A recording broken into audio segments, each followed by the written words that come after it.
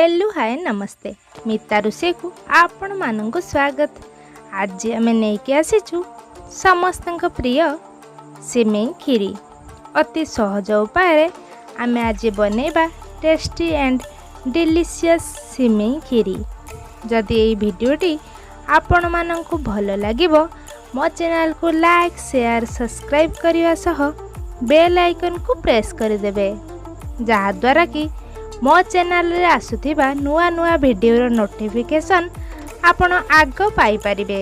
चलंतु start करिबा सिमेई खीरी। प्रथमे मु सब सामग्री एकाठी करि नेछि 1 टेबल स्पून घी 9-10टी काजू किशमिश आलमंड सिमेई हाफ कप मिल्क पाउडर चीनी मिल्क आउ पानी।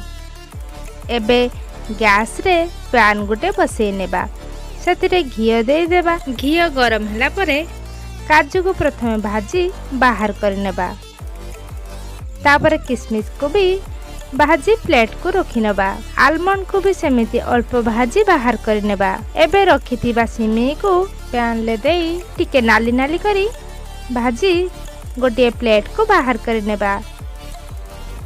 गैस रे गोटे करेई बसई नेबा करेई रे सबुतक क्षीर ढाली मिक्स करनेबा। क्षीर गुड़िक फुटिबा को आमे किछि समय छाड़ी देबा। भल भाबे फुटी गला परे रखिथिबा हाफ कप मिल्क पाउडर पकई मिक्स करनेबा।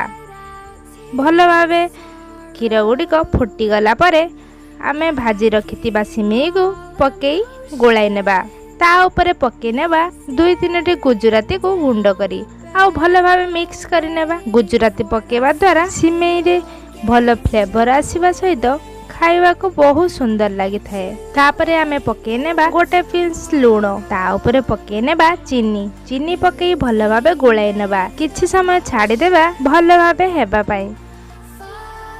मझिरे मझिरे टिके मिक्स कर नउथिबे नहले तळे लागि जिवो। एबे देखंतु हमर सिमेई खीरी होई आसलानी। वर्तमान भाजी रखिथिबा ड्राई फ्रूट गुडी को पके नेबा आ भल भाबे मिक्स कर नेबा। आपण देखि पारथिबे केते सुंदर डिलीशियस सिमेई खीरी हमर रेडी हो जाइछि। एबे गोटे सर्विंग बाउल रे सर्व कर नेबा। एई सिमेई खीरी को आपण माने एमिति भी खाई परिबे नचेत पूरी रोटी बा परोटा सह भी खाई परिबे। एमिति सिमेई खीरी आपण घरे थरे निहाती ट्राई करंतु आ केमिति लागिला कमेंट रे निश्चय जणांतु। रेसिपीटी जदि आपन को भल लागि थाए ताहले लाइक करबा सहित फ्रेंड एंड रिलेटिव का सहित शेयर निश्चय करिवे आ सब्सक्राइब टे कर देबे। पुणी देखा हेबो एक नुआ रेसिपी सहित से पर्यंत रहिली नमस्कार।